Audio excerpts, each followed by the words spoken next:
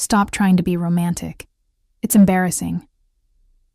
Those were the exact words my husband said to me on our 5th wedding anniversary, right after I handed him the leather-bound photo album I had spent 3 months creating. I stood there in our kitchen in Columbus, Ohio, wearing the red dress I knew he used to love, watching his face twist into something between annoyance and pity. The candles I had lit were flickering on the dining table behind me.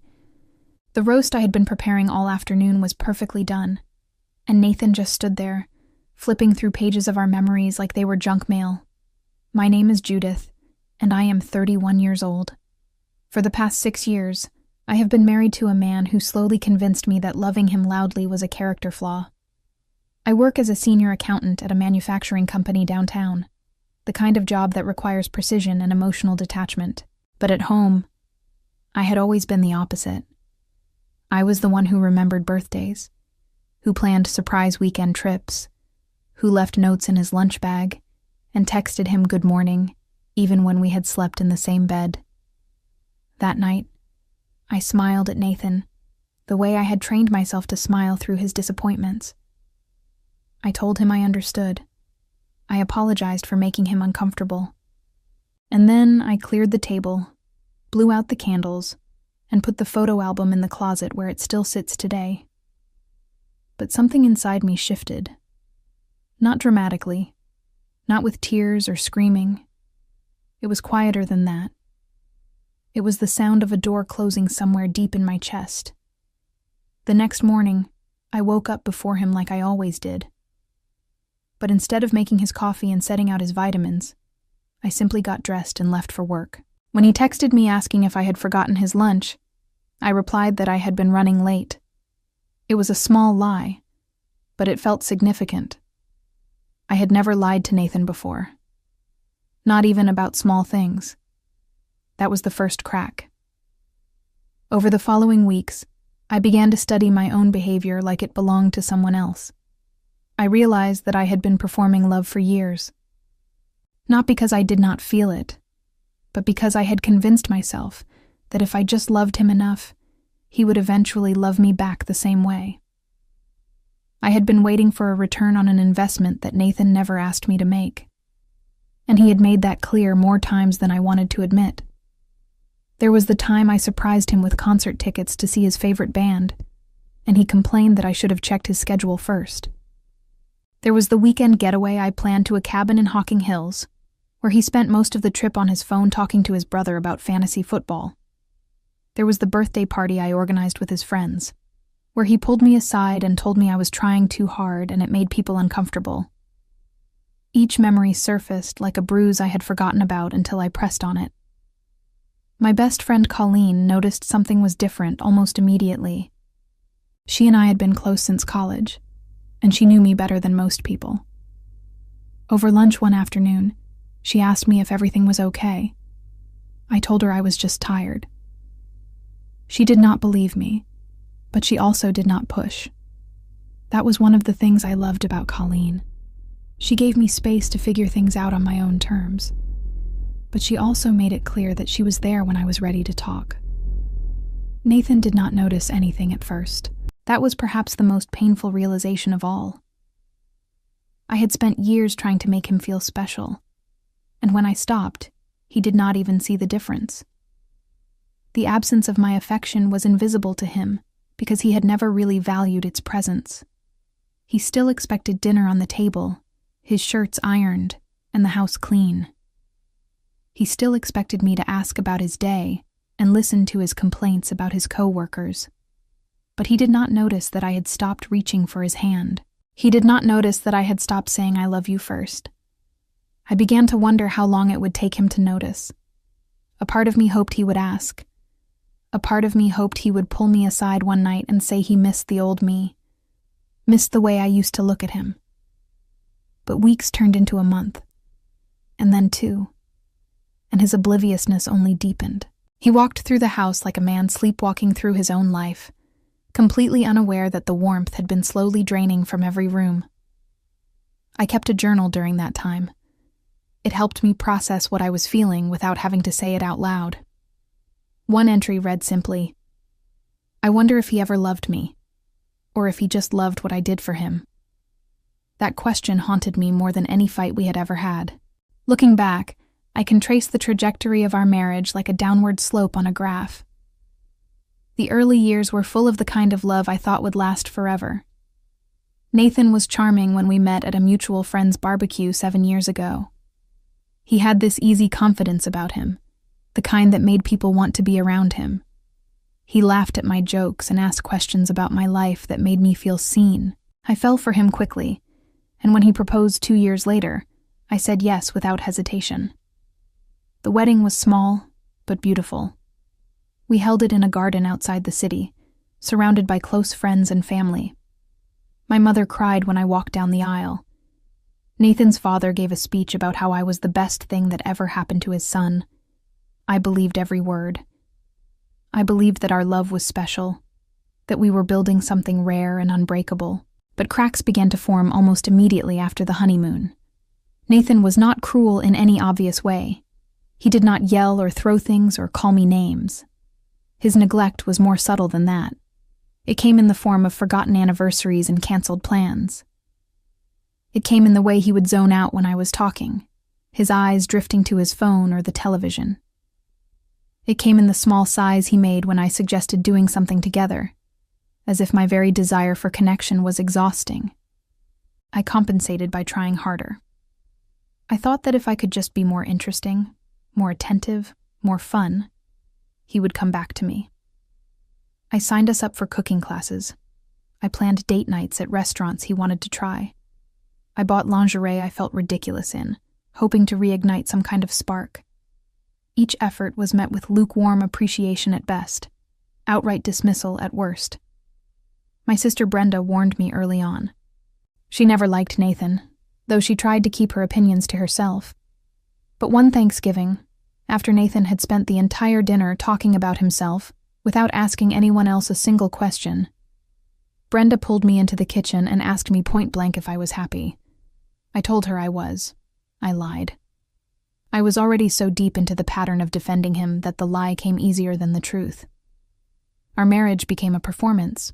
I played the role of the loving wife, and Nathan played the role of the man who allowed himself to be loved. There was an imbalance I could feel but could not name. I gave and gave and gave, and he took and took and took, and neither of us acknowledged the transaction happening beneath the surface.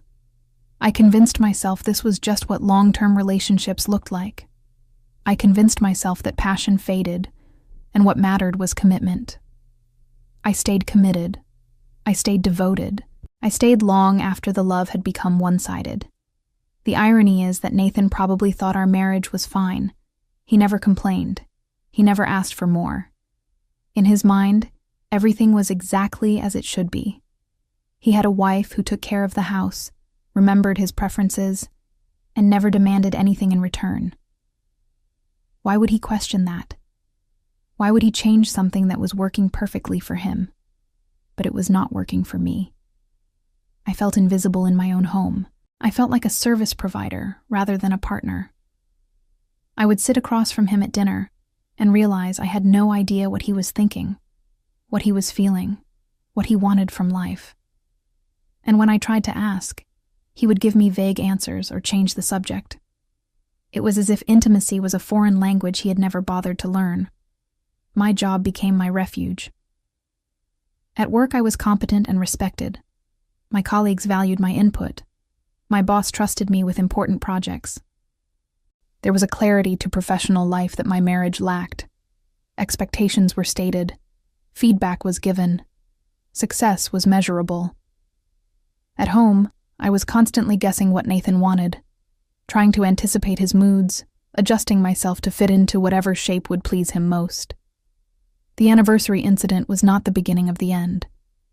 It was simply the moment I finally allowed myself to see what had been true for years. Nathan did not value my love. He tolerated it. And when it became too visible, too demonstrative, too much, he told me so directly. He called it embarrassing. He called me pathetic. And something in me broke in a way that could not be repaired.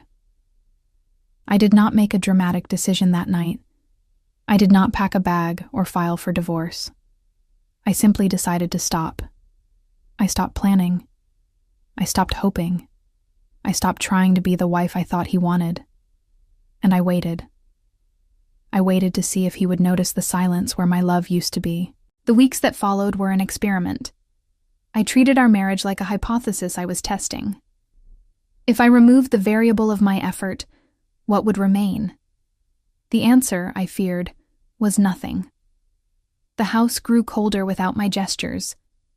I do not mean that literally, though the winter that year was harsh enough. I mean that the emotional temperature of our home dropped steadily, degree by degree, until it felt like we were two strangers sharing a space rather than two people sharing a life. I stopped lighting candles. I stopped putting fresh flowers on the table. I stopped asking about his day before he asked about mine, which meant we often ate in silence because he never thought to ask at all. Nathan's confusion set in slowly. At first, he seemed relieved. The pressure of my expectations, which he had apparently always felt but never named, was gone. He could come home and disappear into the basement to play video games without feeling guilty about ignoring me. He could scroll through his phone during dinner without my eyes pleading for conversation. He seemed almost lighter in those first few weeks, as if a burden had been lifted. But then the lightness turned into something else. He started coming upstairs more often, lingering in the kitchen while I cooked, hovering near the doorway while I read. He would start to say something, and then stop, as if the words were stuck. I watched him struggle with this new dynamic, unable to name what was missing but clearly sensing its absence. The irony was not lost on me. He had spent years avoiding my attention, and now that I had withdrawn it, he did not know what to do with the space. One evening, about 6 weeks after the anniversary incident, he asked me if I was feeling okay. I told him I was fine. He pressed a little, asking if something was bothering me. I told him no. He stood in the living room, looking at me like I was a puzzle he could not solve. I almost felt sorry for him. Almost. But then I remembered all the times I had tried to talk to him about how I was feeling, all the times he had dismissed me or changed the subject, and the sympathy evaporated. My silence was not revenge. It was protection. I had spent years pouring myself into this marriage, and I had nothing left to give. Withdrawing was the only way I knew how to survive. I was not trying to punish Nathan. I was trying to find out if anything of our relationship could exist without my constant effort. And every day, the answer became clearer. Without me propping it up, there was nothing there. Colleen and I met for coffee one Saturday morning. She could see the exhaustion in my face before I said a word. I finally told her everything. I told her about the anniversary, about the photo album, about Nathan calling me embarrassing. I told her about my decision to stop trying, and his slow realization that something had changed. She listened without interrupting, her hands wrapped around her mug, her eyes full of understanding. When I finished, she asked me what I wanted. It was such a simple question, but it stopped me cold. I realized I had not asked myself that in years. My entire focus had been on what Nathan wanted, what would make him happy, what would keep the peace. My own desires had been buried so deep I could barely remember what they looked like. I told her I wanted to feel like myself again. I wanted to remember what it felt like to be valued, to be seen, to be loved without having to beg for it. I wanted a partner who met me in the middle instead of standing at the finish line expecting me to run the whole race alone. I wanted to stop apologizing for having emotions. I wanted to stop shrinking myself to fit into someone else's comfort zone. Colleen reached across the table and squeezed my hand. She told me I deserved all of that and more. She told me she had watched me dim myself for years, and it had broken her heart. She told me that whatever I decided to do, she would support me. Having someone in my corner made the weight on my shoulders feel slightly lighter. That night, Nathan tried to initiate intimacy for the first time in months. I turned away, claiming I was tired. He did not push, but I could feel his confusion radiating off him in the darkness. He was starting to realize that the rules had changed, but he did not understand why or how. He was experiencing the consequences of his own indifference, and he had no framework for processing it. I lay awake for hours that night, staring at the ceiling. I thought about all the years I had wasted trying to earn love that should have been freely given. I thought about the woman I used to be before this marriage hollowed me out. I thought about the future, and whether it included Nathan at all. The answer was becoming clearer with each passing day, but I was not ready to face it yet. My withdrawal was not passive. It was a statement. It was me finally drawing a boundary I should have drawn years ago. It was me saying, without words, that I refused to be the only one keeping this marriage alive. If Nathan wanted to save us, he would have to show up. He would have to fight. He would have to prove that I was worth the effort I had always given him. But deep down, I already knew he would not. Nathan had never fought for anything in his life. He coasted on charm and other people's labor. He took the path of least resistance in every situation. And I was finally tired of being the path he walked on without noticing.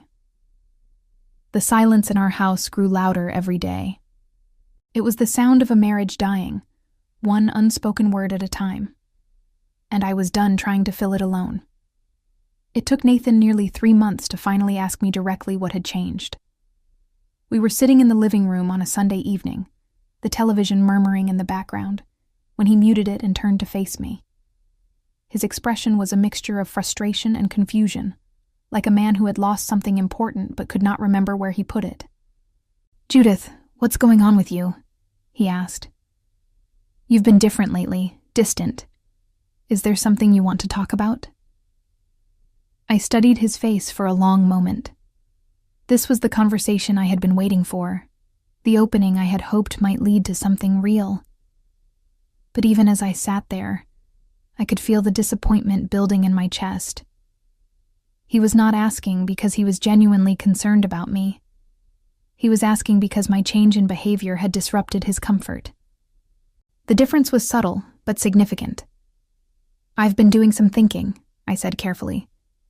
"About us. About our marriage." His brow furrowed. "What about it?" "Do you remember what you said to me on our anniversary?" I asked. "About the photo album." He shifted uncomfortably. "I don't remember exactly what I said." "You told me to stop trying to be romantic because it was embarrassing," I said. "You called me pathetic." Nathan's face flickered with something that might have been guilt, but it passed quickly. "I was having a bad day. You know I didn't mean it like that." "How did you mean it then?" I pressed. He sighed, running a hand through his hair. "I just meant that you don't have to try so hard. We've been married for years. We don't need all that stuff anymore." There it was. The fundamental disconnect that had been eating away at our marriage for years, finally spoken aloud. Nathan believed that romance was something you did in the beginning, a phase you outgrew once the commitment was secured. He saw my efforts not as expressions of love, but as unnecessary performances that made him uncomfortable. He thought I was the one with the problem. "When did showing love become something we didn't need?" I asked, my voice steady despite the turmoil inside me. "When did caring about each other become embarrassing?" "That's not what I'm saying," he protested. "Then what are you saying?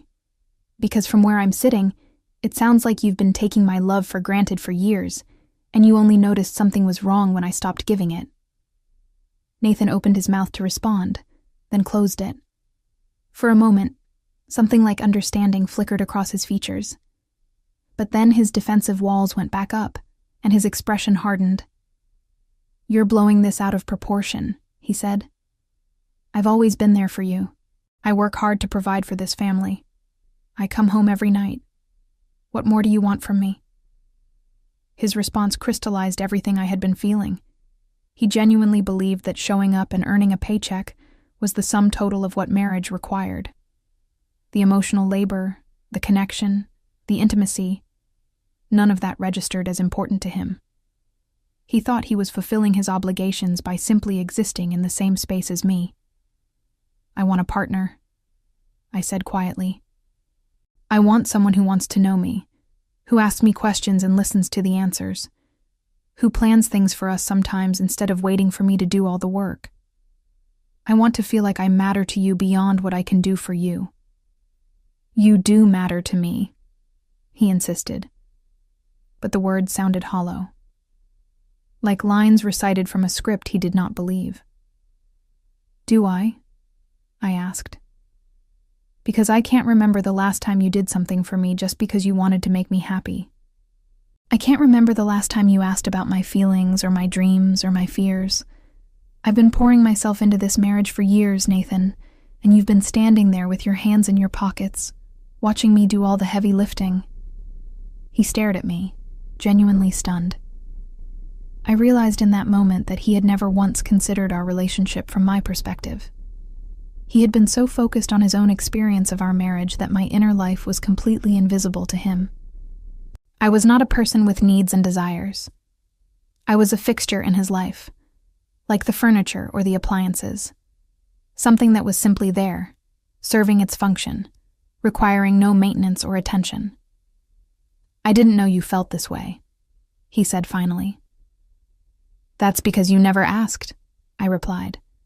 And when I tried to tell you, you weren't listening. The silence that followed was thick with years of accumulated resentment and missed opportunities.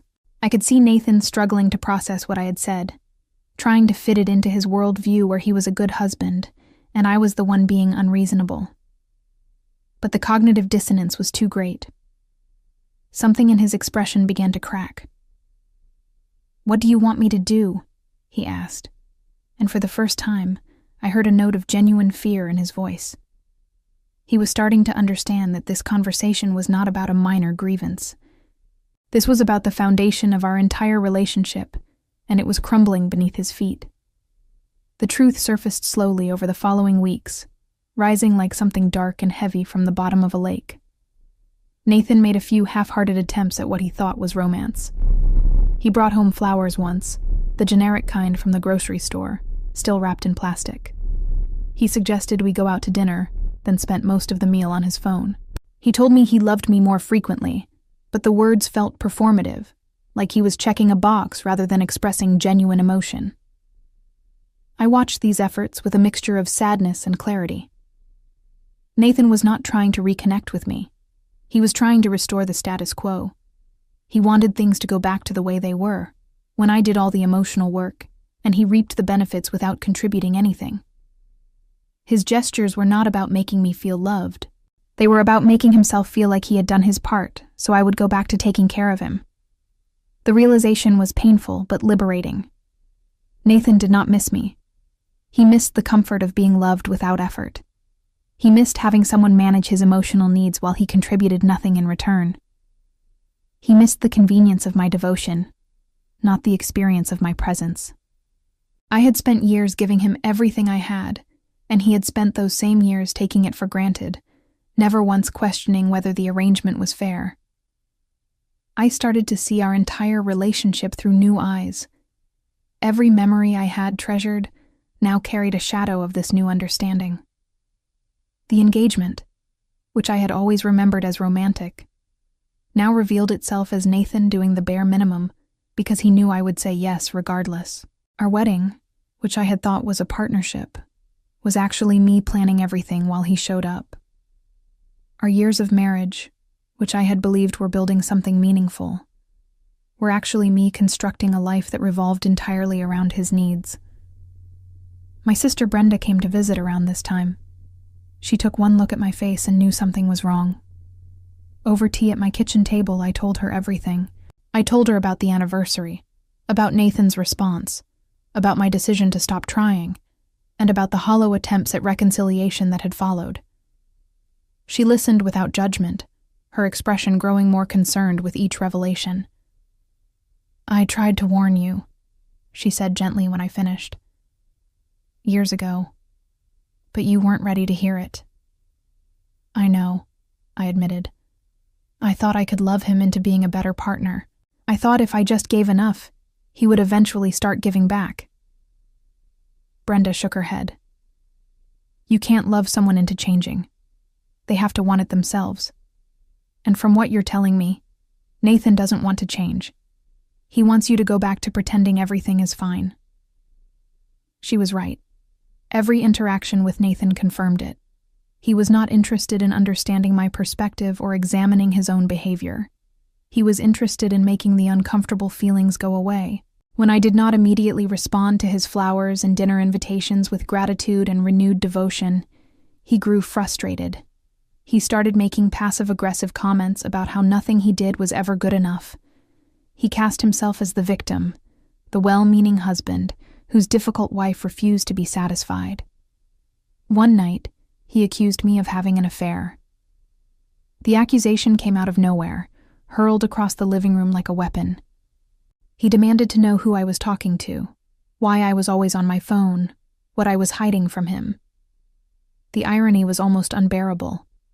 He had spent years ignoring me, and now that I had pulled away, he assumed another man must be responsible. "There's no one else," I told him, my voice flat. "There's just me," finally realizing that I've been alone in this marriage for a long time. He did not believe me. Or maybe he did, and just could not accept what it meant. Either way, the accusation revealed something important about how Nathan viewed our relationship. He could not conceive of a world where I might leave him for my own reasons. He could not imagine that his behavior might have consequences. In his mind, I was his, a possession that was malfunctioning, not a person who had been pushed past her breaking point. I started sleeping in the guest room.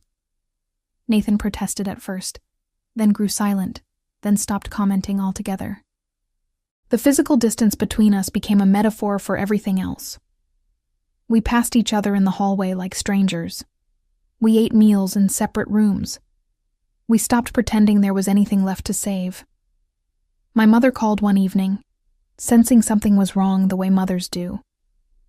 I told her the abbreviated version, that Nathan and I were having problems, that I was not sure our marriage was going to survive. She was quiet for a long moment, then said something that stayed with me. "Judith, I've watched you shrink yourself for that man for years," she said. "Whatever you decide, I want you to know that your happiness matters. You deserve someone who makes you feel bigger, not smaller." I cried after we hung up, not because I was sad, but because I was relieved. Having my mother's support, her permission to prioritize my own well-being, felt like oxygen after years of drowning. I had been so focused on being a good wife that I had forgotten to ask whether my marriage was good for me. The answer was no. It had been no for a very long time, and finally admitting that to myself stripped away the last illusion I had been clinging to. Nathan and I were not going to make it. Not because I had given up too easily, but because I had given everything, and he had given nothing.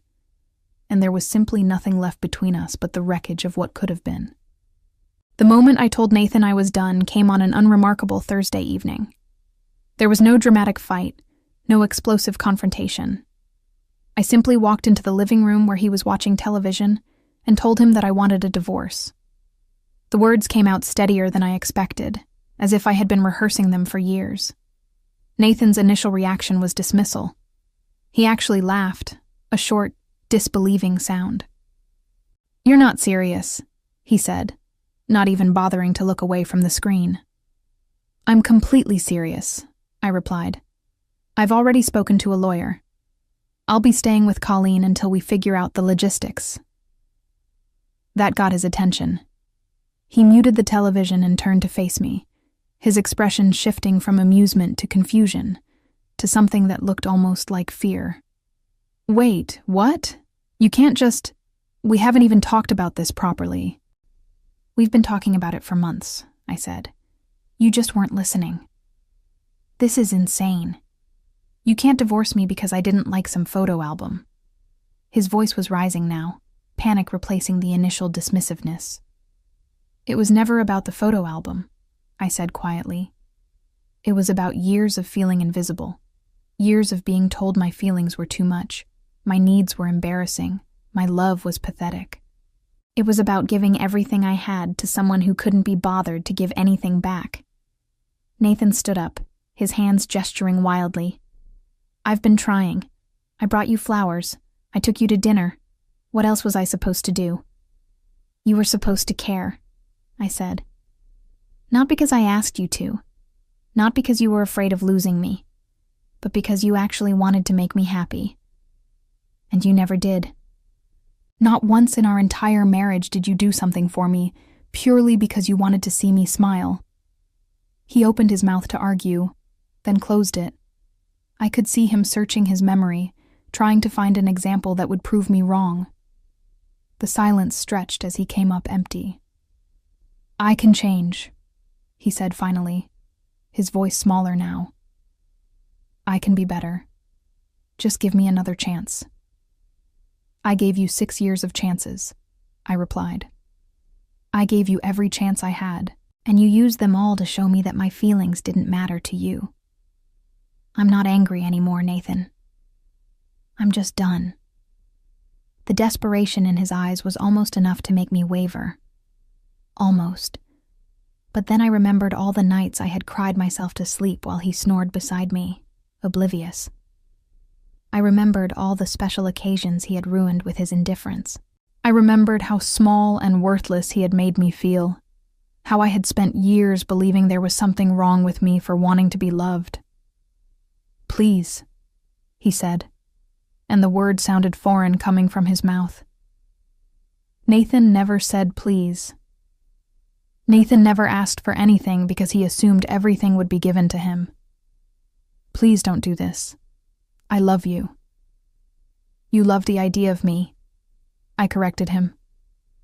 "You love having someone who takes care of you, who manages your life, who makes you feel important without requiring anything in return. But you don't love me.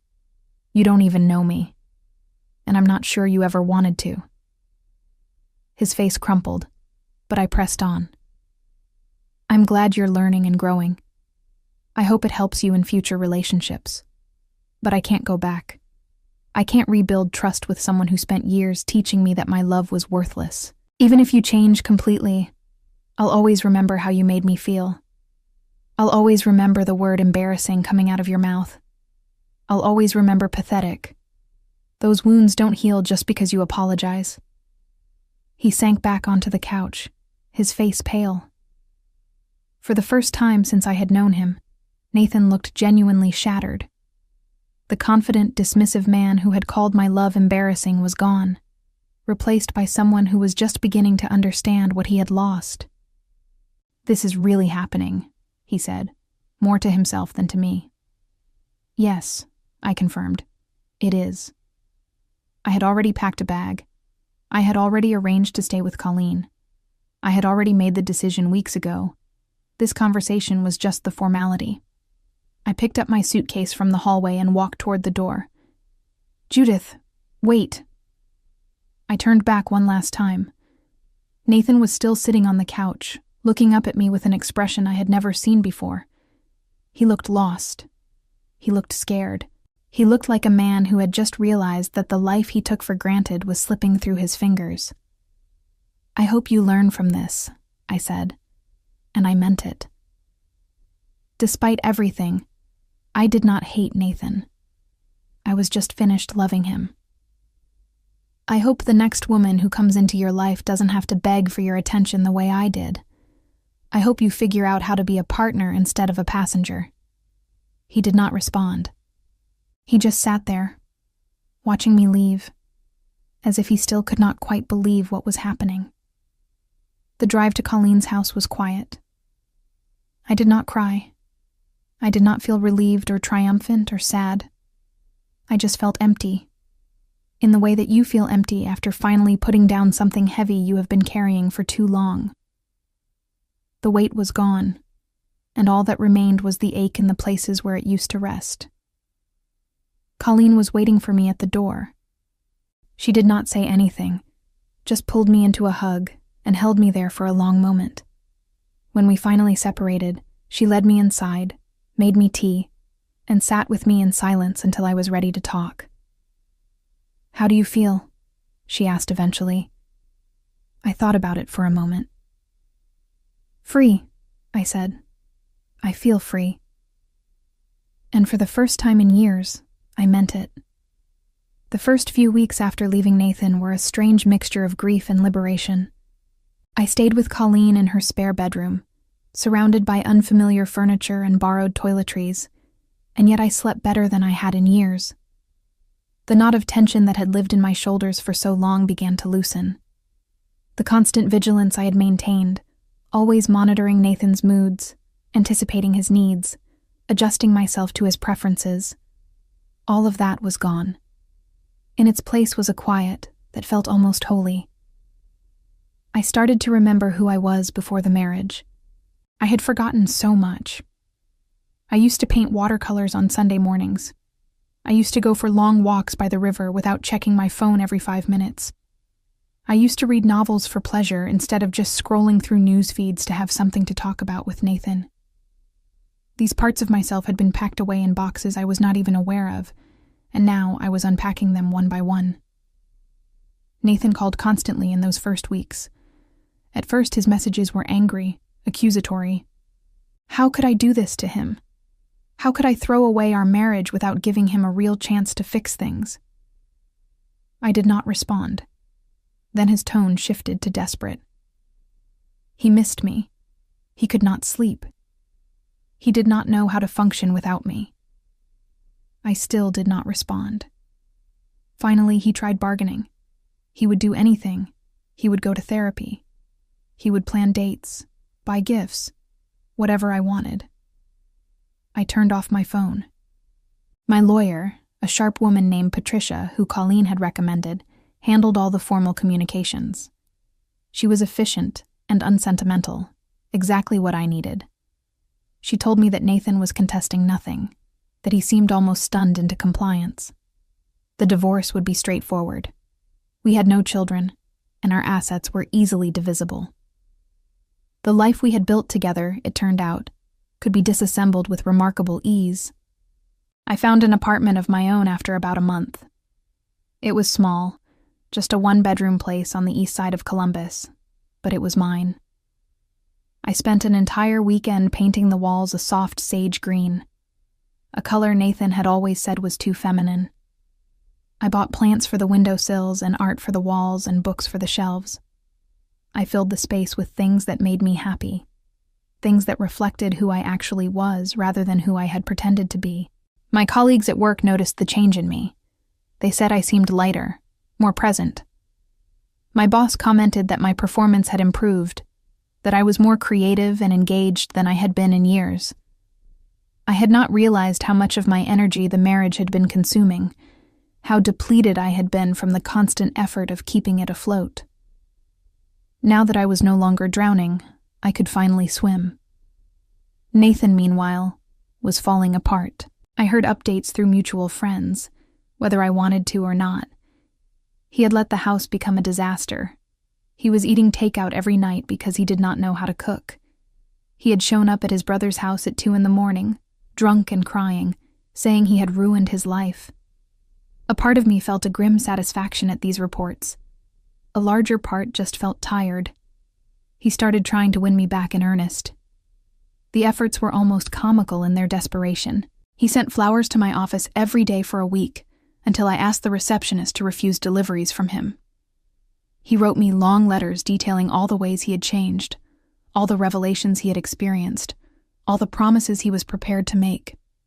He even showed up at Colleen's house one night, demanding to see me, until she threatened to call the police.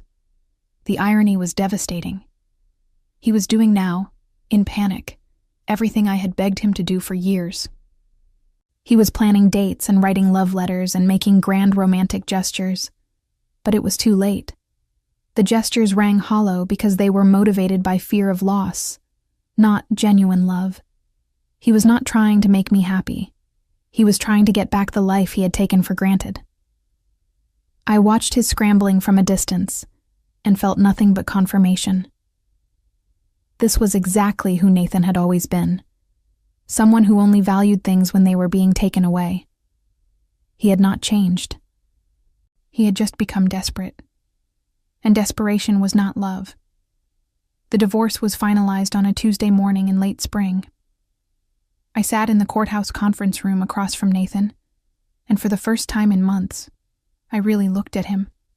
He had aged visibly. There were dark circles under his eyes, and a grayness to his complexion that had not been there before. He looked defeated, diminished, like someone who had finally been forced to confront consequences he never believed would come. When we signed the final papers, his hand trembled. He glanced up at me with eyes that were red-rimmed and pleading, but I kept my expression neutral. There was nothing left to say. The paperwork was processed, the signatures were witnessed, and just like that, our marriage was over.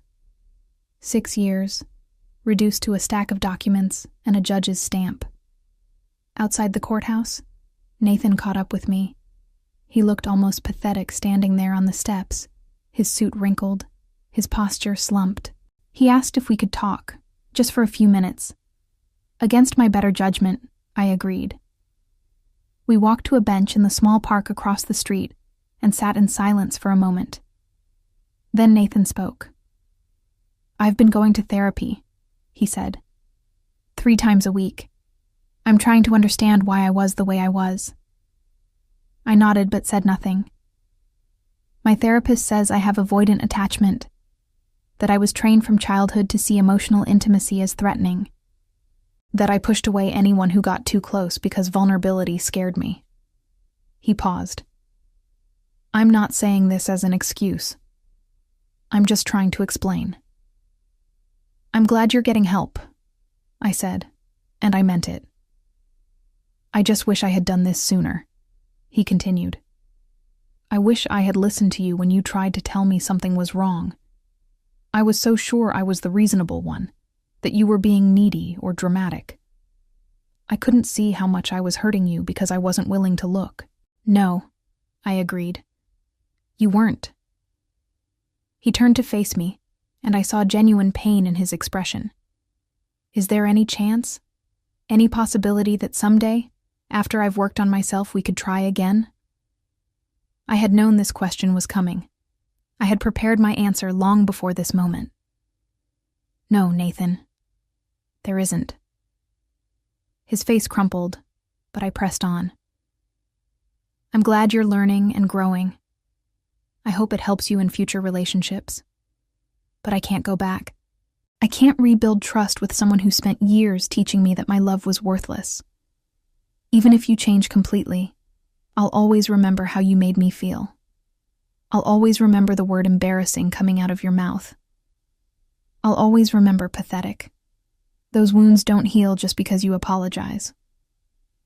He was crying now, silent tears streaming down his face. I am so sorry, Judith. I am so incredibly sorry. I know, I said. I believe you. But sorry doesn't undo damage. It just acknowledges it. We sat there for a few more minutes, 2 people at the end of something that should have been beautiful but wasn't. Then I stood up, wished him well, and walked away. I did not look back. There was nothing behind me that I needed to see. Watching Nathan's too late attempts at romance had confirmed everything I had finally come to understand.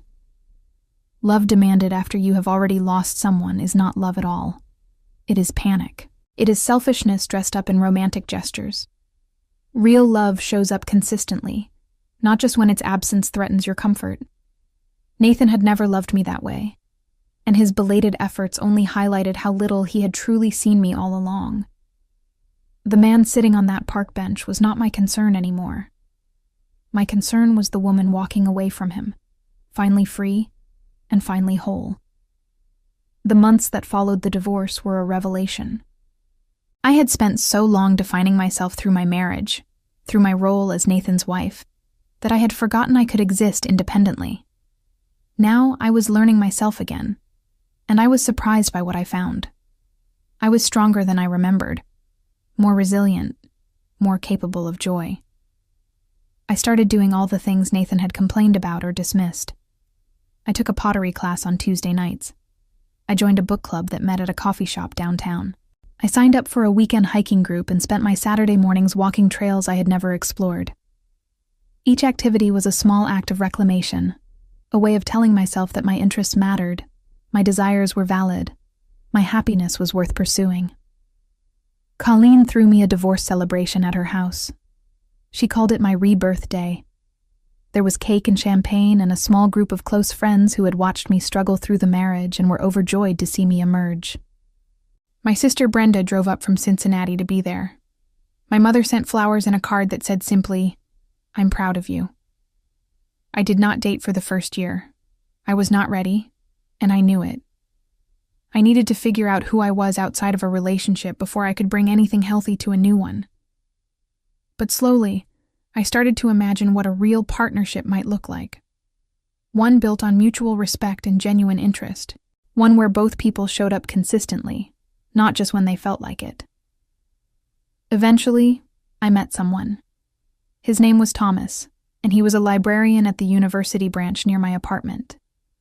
We struck up a conversation one afternoon when I was checking out books for my reading group, and something about his quiet attentiveness caught my attention. He asked me questions and actually listened to the answers. He remembered small details from previous conversations. He made me feel seen in a way I had almost forgotten was possible. We took things slowly.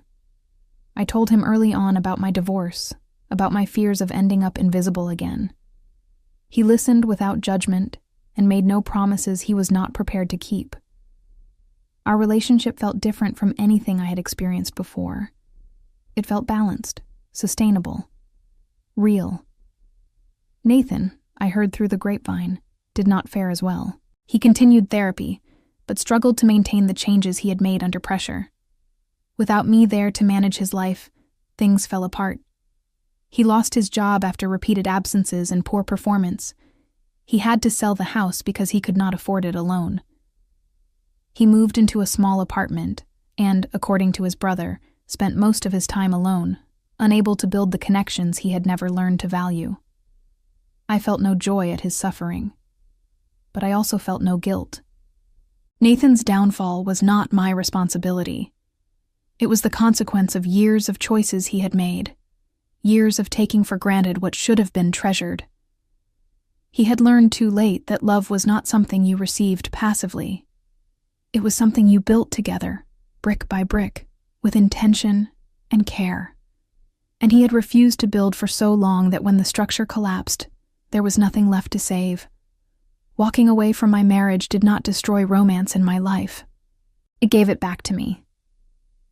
For years, I had been pouring love into a void, trying to fill something that refused to hold anything. Now I understood that the most important person to love was myself. That self-worth was not something you earned by being good enough for someone else. It was something you claimed simply because you existed. I look back now on the woman who stood in that kitchen holding a photo album, being told her love was embarrassing, and I wish I could reach back through time and hold her. I would tell her that she was not too much. She was exactly enough. The problem was never her love. The problem was that she gave it to someone who did not deserve it. Nathan's path grew darker in the years that followed. Unable to sustain the self-improvement he had desperately started, he drifted from job to job, relationship to relationship, never staying long, never learning the lessons that might have saved him. His family eventually distanced themselves, tired of his inability to take responsibility. The last I heard, he was living alone in a rental on the outskirts of town. A cautionary tale of what happens when you dismiss love until it is too late to reclaim it. The comfort he once took for granted became the comfort he could never find again, and the silence in his life was no longer peaceful. It was the sound of everything he had thrown away. As for me, I still light candles at dinner. I still plan romantic gestures and remember anniversaries and leave small notes in unexpected places. The difference is that now, these acts of love are appreciated, reciprocated, and treasured. Not just by someone who finally sees me, but by the woman I see every morning in the mirror. The one who learned that ending a marriage was not an ending at all, but the beginning of the most important love story of her life. The one where she chose herself.